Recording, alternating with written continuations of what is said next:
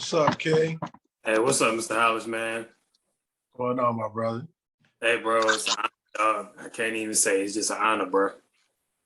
Man, the honor is mine, my brother. It's truly an honor to be on with you, man. I'm glad I can do this interview, man. This is always a privilege to, be there and support our brothers just coming up and building anything, man. I think it's just very important that we be there for each other and make it reasonable and feasible to work with our brothers, working with whatever budget they have. I feel like it's my duty, first of all. But I want to tell you, it's an honor, truly, man, to be on your show. Man, I appreciate it so much, dude. When I hit you up, man, you just was so solid about it. Like, you see the interviews and you like, man, I'm gonna respond to whoever. I'm like, you hear it, but man, you just show love and man, you gave me your number, like, yo, hit me up if you need. I'm like, man, you solid, bro. So I already know. And I'm just thankful to be able to talk with you, man. And on the come up, I'm writing, so be able to write and talk with you. I'm gonna do a dope write up and make sure that it shows your story, man. Amazing, man, amazing. Well, bro, I'm here just today just to kind of talk to you about your story, man. I know you told it a million times, and I'm hoping I can get some different questions and different things out of you, man. But that's really the goal, man, just to talk more about your story, about some of the ventures you're doing, learn a little bit more about things you're doing like Rural Nation, and go from there. Absolutely. Well, man, right now, I'm in the transition of literally going to a whole new height in the speaking industry. You called me right before the Super Bowl. They just booked me for the Super Bowl. So my if you type in the best football speech ever, you'll see that that's the speech they'll be using for the pregame speech. So that is like, that everybody know you get a piece of the Super Bowl. It really promotes your brand, and I'm an independent brand. And it all started, and this ambition was literally instilled in me in a city called Pontiac, Michigan. My mother, her name was Shalonda Jones. My father, William Hollis, Jr. And we grew up around a lot of chaos, man. A lot of crime, no different than a lot of people growing up in the inner city. Just a lot of kids trying to figure out a way to change their family, different demographics. And I like to use the term replanting that family tree, as they say. And, ever since I was a young man, man, I never really saw chaos, but I realized I was operating in it. When I got out of it is when I realized I was in chaos. And you have to have an innate ability to literally believe in things that's not there as if they're there. And, growing up where we from, only those thoughts, only those epiphanies are the things that keep us going on the right track. If I never discovered football, I don't think I ever wanted to, I wouldn't have never wanted to finish school. That wasn't my cup of tea. Couldn't read till I was 16. Reading the comprehension level was at a very, very, very low level. And it's so many people out there growing up in our neighborhoods that they may not be smart in the books or memorizing things, but they have an amazing ability to bring something to the world that it never seen before because of I'm sorry, big guy, just a second. It's all good, bro. Good, man. You business, bro.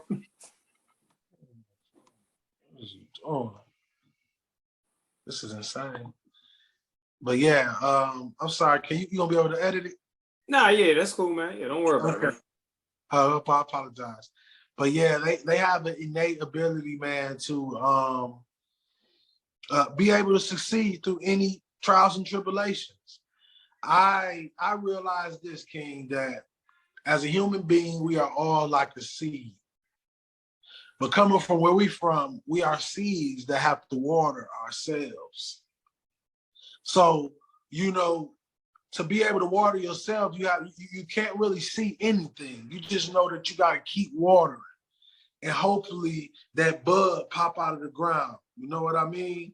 Hopefully I get out of this muck that I'm in, this situation that I'm in. And growing up in our cities, they believe that being on welfare is living, but it's really not. It's barely surviving. Facts. Because I say it all the time, the moment the government comes and says, let me get those food stamp cards back, how many babies will go hungry? You're right. It'll be just like Africa, right?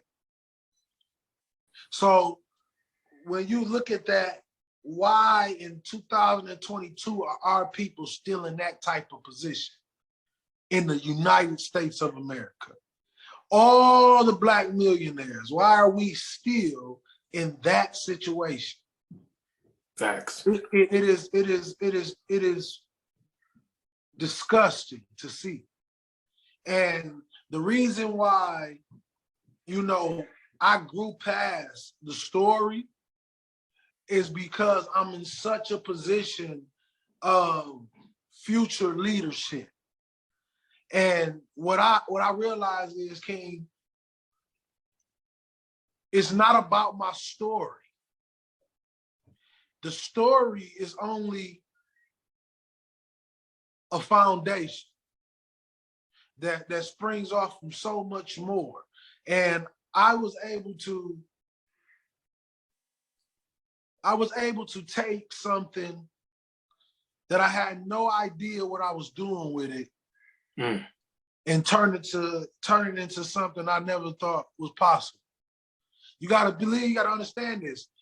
Just 8 years ago, I was a homeless man. Damn.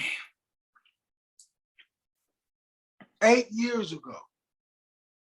Now you are. So in those 8 years, I have woke up every single day, King, and delivered the speech before the money, before I got paid to do it, before any of those things.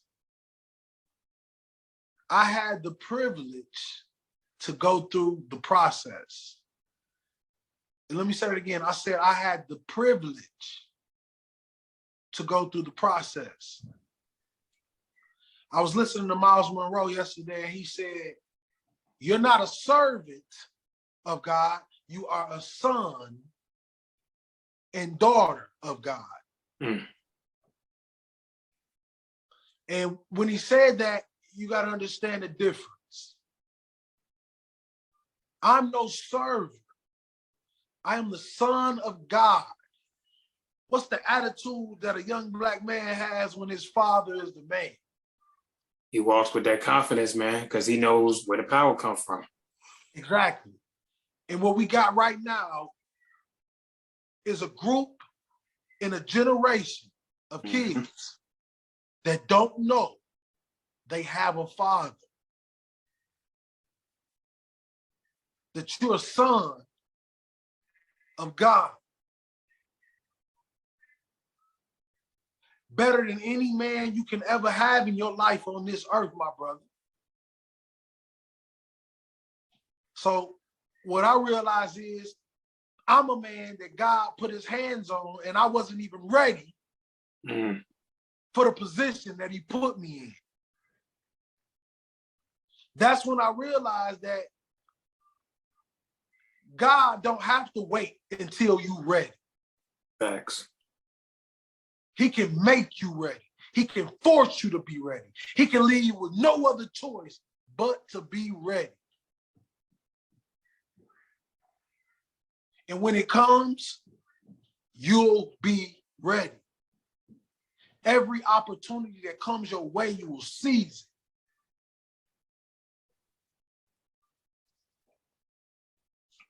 it. I received that, bro. I mean, I know you just talking in general, but I received it because, man, that's just been my journey this whole time, bro. Like, just jumping out there saying, this is what I love to do. This is what I'm going to do. Despite all the things that say you're not classically trained and you don't have these type of connections, man, I've just been making that joint happen. And a lot of what you say you know, I'm in the time now, man. I used to really listen to motivational speakers, and I don't as much anymore. It's only really you and Les at this point, because when I hear y'all talk, I can feel that this ain't just something y'all doing for money. This is really from y'all soul. And I ain't knocking anybody else, but when I hear y'all talk, I'm like, damn, okay. It's okay to still listen to this. No, I feel the same way, King. I feel the same way. Like, you don't understand. Like, I thank God for being able to work for him. You know what I mean? Like, I don't work for man. I work for him. And every day I get a chance to wake up and work for him, even when I'm striving, even when I'm not being perfect. I'm not being perfect. I'm not being any of these things yet. And still, he still stands with me and he still guides me like a father is supposed to. So all these kids out here, they confused because they don't know what a father is. So what I got to break down to the child is you got to understand that what a father is a man that can watch you fail, make mistakes, but still love you until you get it right. That's a father. Me being a man getting ready to have a son, my little boy, King. I speak of him like he already here. Congrats, bro. It's my duty as a father to show him the best version of myself. It's called change. The greatest blessing God has ever gave us was the opportunity of change. It is. So every day I get an opportunity to change the things that's not fitting my present life, my present family, my present moment in the world. But change is a decision. Right. It's going to happen any way it goes, but it's the way you do it. If you fight it, the change will hurt you. If you go with it, the change will heal you and take you to a new level that you've never been in your life. So when it comes to this thing we call dreams, it's a very simple thing. We want to do what we were born to do. And what were you born to do? You were born to do the thing that is easy to you, but amazing to the world. Simple. The gift that God gave you doesn't take that much work because he's giving it to you. But what it takes is instructions. It's the instructions that makes people never reach their full potential in whatever dream they have. So you gotta have structure. Without structure for a man is a family, a wife, a family. Facts. A man with no structure and a man without anything to fight for is a ghost. Another great quote by Miles Monroe. Miles Monroe said, if you are a leader and you leave the world without any mentees, you have failed in life. Basically, in a nutshell, if you live this life abundantly and don't leave apprenticeship, you have failed God. Because you must lead people that can continue the mission. That's it. He said the sign of a true leader is a man that can lead and his dynasty and his kingdom continues to grow. A true leader is unnecessary. Miles Monroe. A true leader is unnecessary because he's taught everyone around him how to be a king and a queen. It's a DNA that is given out. It's like a club. No different as a kid, like the Boys and Girls Club. It's a club of kingdom building. So first off, when you're talking about building a business with anybody, you must share the same characteristics as that individual. Mm-hmm. And I'm not talking about personality. I'm talking about work ethic. Because when our people in our generation, we base ourselves off of who we like. Mm-hmm. Business don't give a hell what you like. Business cares about what fits, what makes sense. So if I'm up at 4 in the morning working on the brand and you still sleep, you can't possibly be going where I'm going. You're not invested like I'm invested. You're right. So people wonder why your business fails, because you're working with individuals and you have your business in ungrateful hands. See, kings and queens, when I talk about ungratefulness, this can be many things in life. It can be relationships. It can be a gift, a dream, or everything in the city. You might think it's not important. You might think it's not special, but it's just in ungrateful hands. Perspective. You take a pair of socks to a kid in Africa.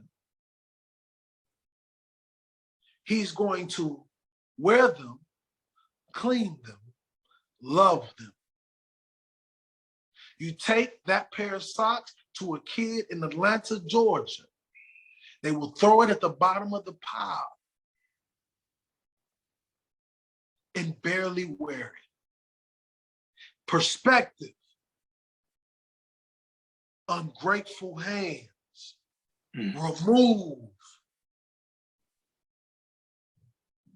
And the feeling that you should have gotten, the response that you should have got, you're going to get. And that's the only way. You got to understand, like, when I talk about ungrateful hands, I talk about like a spaceship, you know, when a rocket ship is shooting up to the moon, it has to drop weight to truly take off. And in our lives, speaking particularly to the man, we are rockets that shoot to the moon, but never drop the baggage. And our plane crashes before it hits the moon. So it's somebody on here that's going to hear this, and you got to understand that you are holding on to that too long.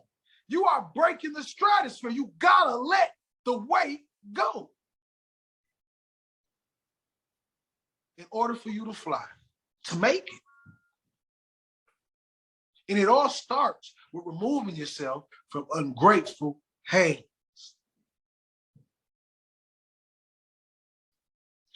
Let's get some questions. I don't want to keep going straight. Man, nah, you good, bro, because this is one of the few where I just sat and listened. I ain't tried to interject because it was needed for everybody to hear that, man.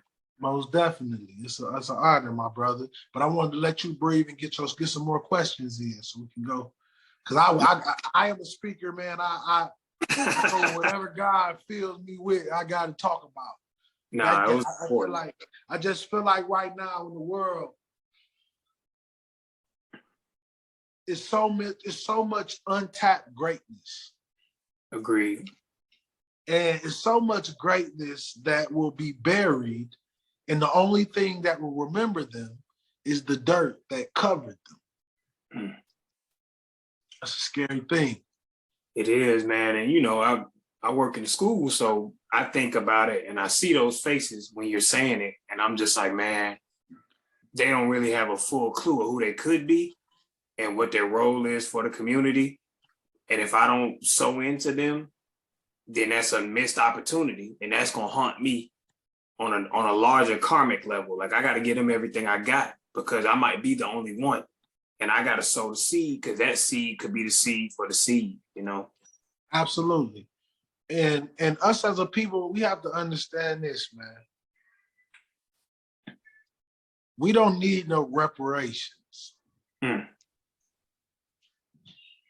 We don't want to beg anybody for anything. And I hate when my people do it all the time, King. Because what I realized is I said, yes, they owe us this. The whole world knows this. But what you got to realize is,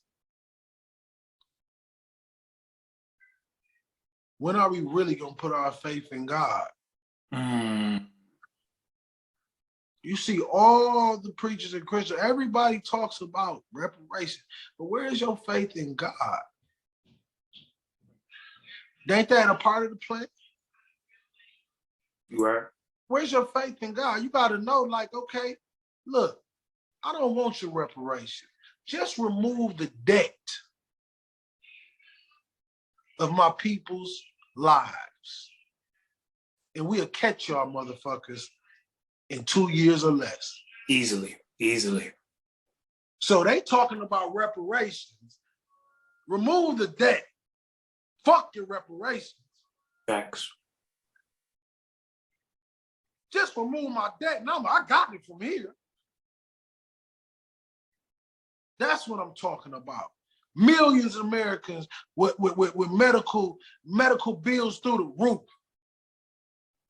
I gotta pay you to live on God's earth that He created. I gotta pay you for the medicine. I gotta pay you for the food that grows naturally from the land of God. Or die. Yep. It's a mindset that we have to get. That no one but ourselves will free ourselves from mental slavery. Amen. Let me repeat that. No one but ourselves will free ourselves from mental slavery. Remember that, my people. That's the most important line I can tell you. That it's a power that you have not tapped into. Everything I have gotten in my career, I've spoken on my tongue before it came out in the world. And I'm a firm believer in faith. Not halfway faith, whole way faith. And I struggle sometimes with my faith. I get scared, and my wife reminds me, faith.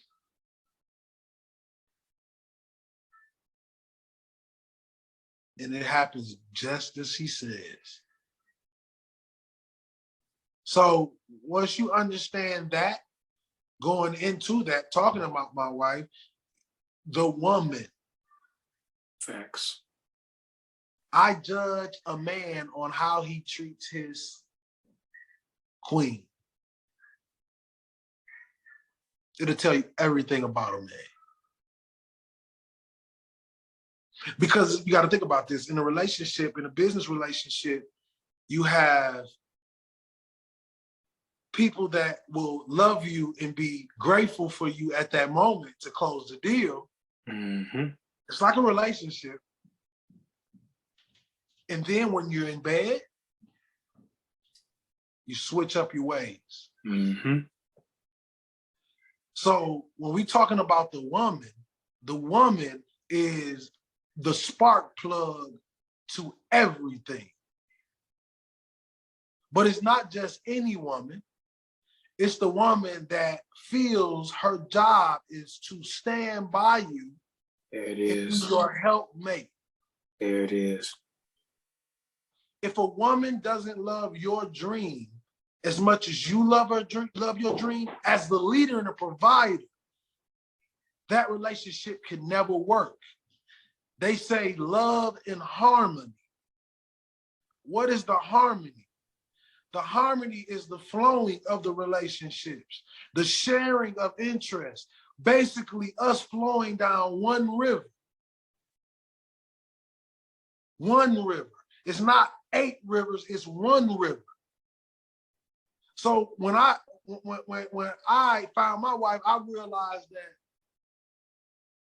the woman is the person that basically prepares you for the battle and the fight of your life.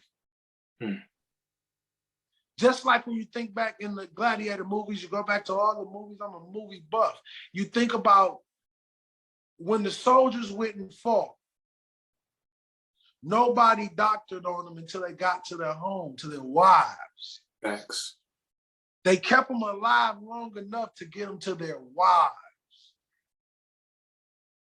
And the wives healed them. There's a lot of broken Black men that's suffering because they don't know that the #1 medicine for a Black man is a Black woman.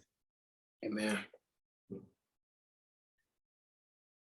Let me repeat that. The #1 medicine for a Black man, the #1 therapist for a Black man is a woman. And once you understand their true powers, and the only way you can really understand is if you grow to appreciate them. With no appreciation, you have no power.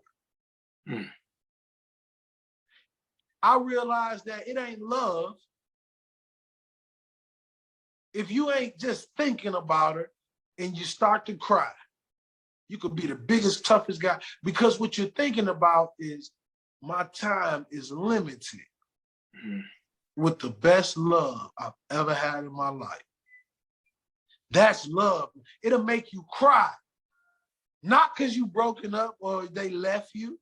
It's because you know that every day is a second off of my time with her. And if a woman don't make you feel like that, you don't even do nothing with her. It's pointless. Her assignment is for another man. Every woman has an assigned king, but she walks past him for the devil. You ever imagine the kid in high school that the nerdy kid that'll go around the girls and he'll get a girls a note and tell her you the most beautiful girl in the world. Then she walk right past him, go to the jock. He grab her butt and say, "What up, B-I-T-C-H?" She likes that more. Then she grows up and the man that sets the letters in her locker every day is a Fortune 500 company owner that only loved you.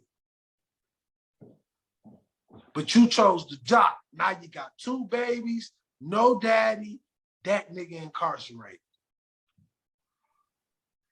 Women walk past their husbands every day because a husband is not what you see. It is in his actions that make him a husband. His leadership that makes him a husband. His ability to cope with all the chaos around him and keep a calm home. That's a leader. That's a kingdom builder. So when you talk about the woman, that's the #1 key to success for a man. It's a woman. We're going to say all kinds. We're going to have our cocky attitude. We're going to act like this. We're going to act like this. But everything that's ever been done, ever been moved, ever been shaped on this earth has been with a woman. Facts. So once you learn the value of a woman, God will reward you by taking care of his queens. He rewards you. That's why they say you take care of your wife. Long as you're doing your job, you're doing your job. That's the most important thing as a man. You got to do your job, whether you want to do it or not. If you give your word, you gotta stand on your words. So what I tell my brothers is, right now you're depressed, you're going through it, you feel like life will never get better. But what you got to understand is the only reason you're depressed is because you're not in your purpose and you don't know who you are. It's a book I recommend for every young man or woman that watches this podcast. Read The Message to the Black Man by the Honorable Elijah Muhammad. Yeah. And you will see the chessboard. Now you can start to play the game better. You will already know what to expect before it comes. Because this is years of research on studying other races. As a young Black man in America, you're going to have to be exceptional. You're going to have to execute and capitalize on every opportunity that comes your way, because it might not ever come. I said in one of my speeches, I said I never cried about not having a father. I only cried about my opportunity because my opportunities were slim. But every opportunity that came my way, I executed on it. And if anybody ever asks me, Will, what is the key to your success? I will always say, number one, God. Number two, execution.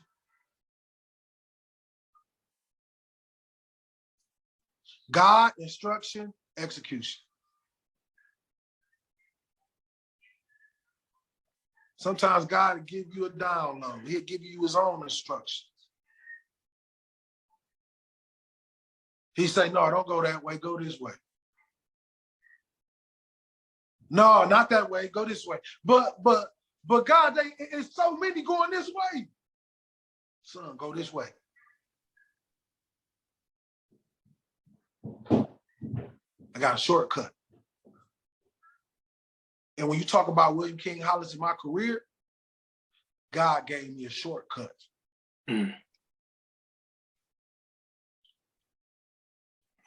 Bro, I ain't gonna lie, God needed you to say that. He needed you to do that real quick, because that just needed to be said. And everybody who hear that's gonna be blessed by that. Absolutely. I'm gonna ask you this, and it's gonna pale in comparison to what you just gave us, but man, you got the opportunity to attend 2 historically Black colleges, man. You went to CAU, you went to Tuskegee. Like, you had quite the career, man. What did those experiences being in, historically Black settings, what did it do for you, man? Oh man, it unlocked who you guys see today. A love for my people. A love for my people that was undeniable. Taught me how to be a man.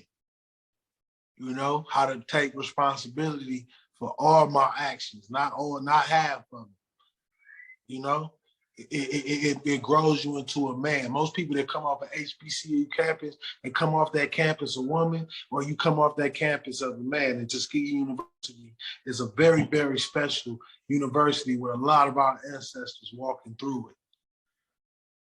So when I say HBCU, that is what, sparked the brain of what my art side was, my creativity side was. My whole life, I was just a football player, but I always had creativity. I always had a unique voice. I always had something different in everything I did. And an HBCU gives you the opportunity to harness that, to be able to make your mistakes and bounce back. And your teachers is like your aunties and your uncles, man. It was some of the best times of my life. Fried chicken Wednesdays. Oh, man. Tuskegee had the coldest fried chicken Wednesdays. Popeyes, KFC ain't had nothing on Miss Jackson in that kitchen. And when you talk about Clark, that's where, I met a lot of future celebrities, people who, when we meet each other, they might not be beneficial, but that's the power of going to college. You never know. Once you leave college, you got friends in Africa, London, everywhere. You get what I'm saying? I do. So it's just like, to me, it's just the greatest experience of my life, man. HBCU was the parties, the soul in out there, the club, man.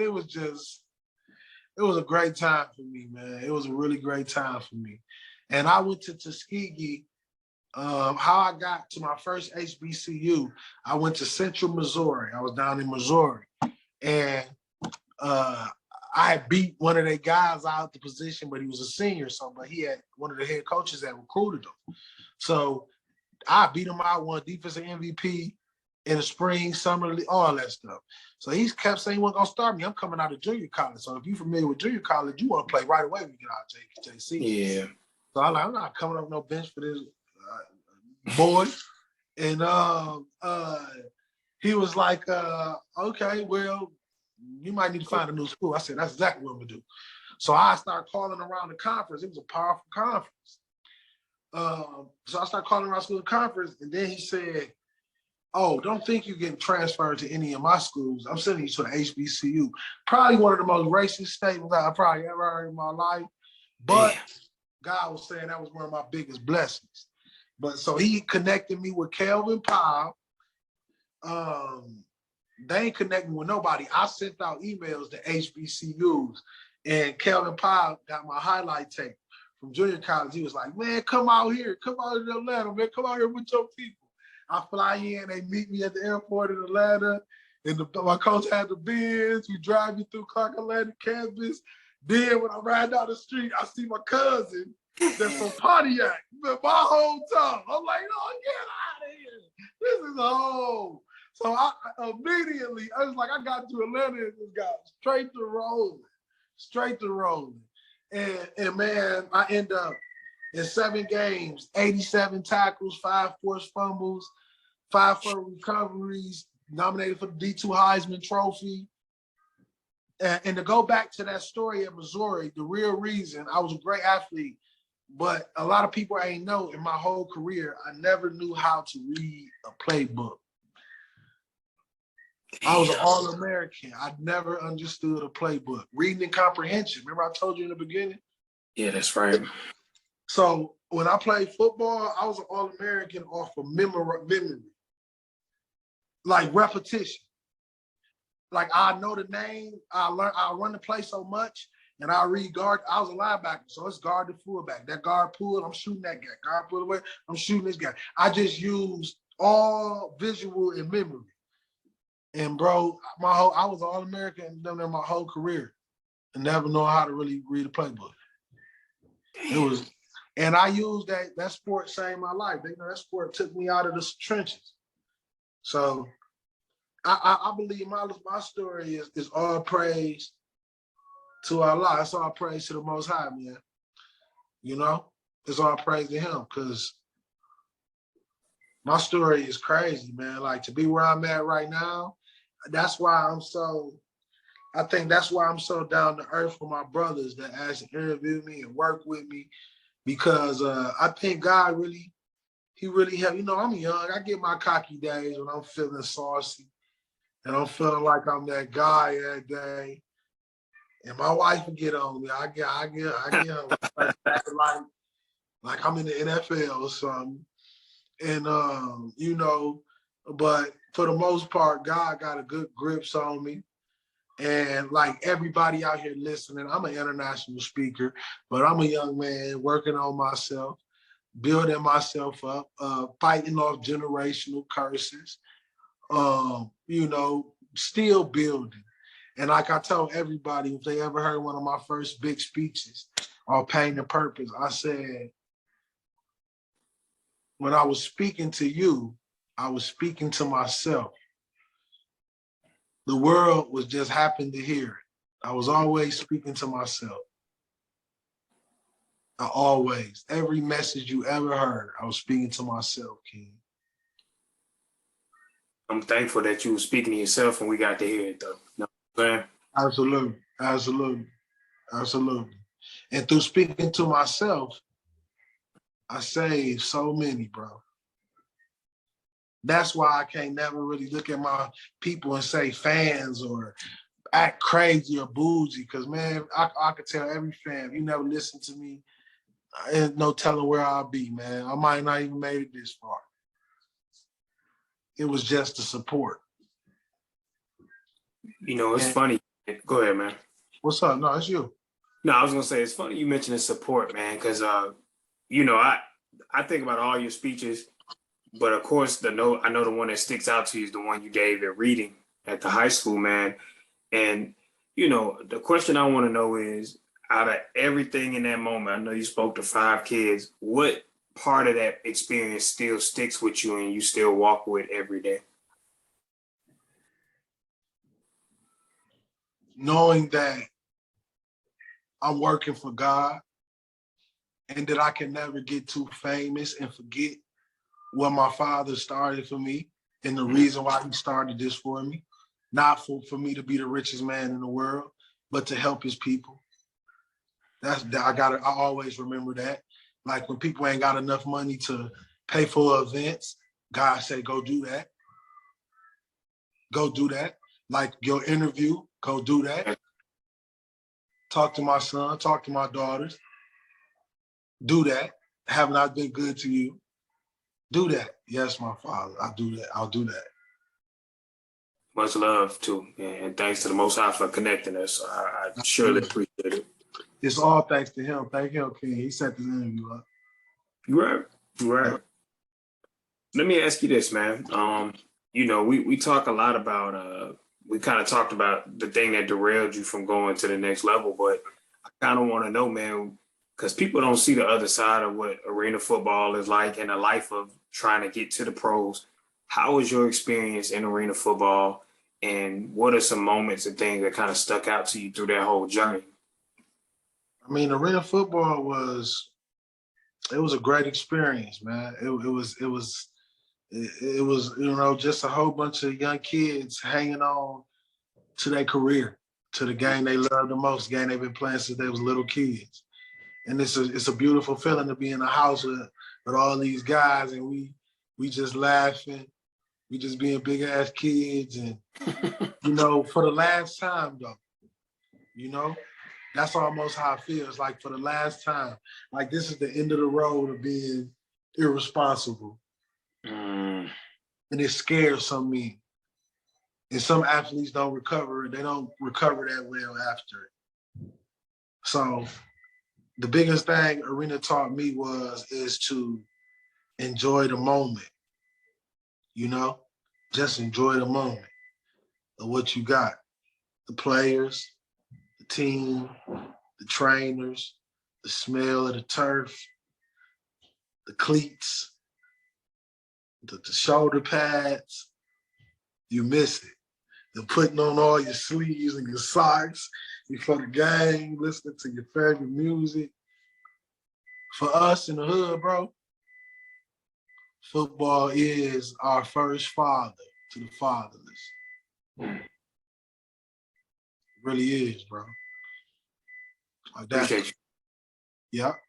I was about to say, I appreciate you sharing that, bro. Because like I said, you know, people don't think about the last time you get to do something that's a part of you and how that feels and how that how you have to live with it afterwards, and how, like you said, people struggle, bro, because it's a part of their identity. Mm-hmm. They let the gift outshower the person. You gotta let you let the gift outpower the person. So it's like you giving a gift away. I'm sorry, I don't know what's going on. It might be an alarm. Now you all good, man. Yeah, but they let their gifts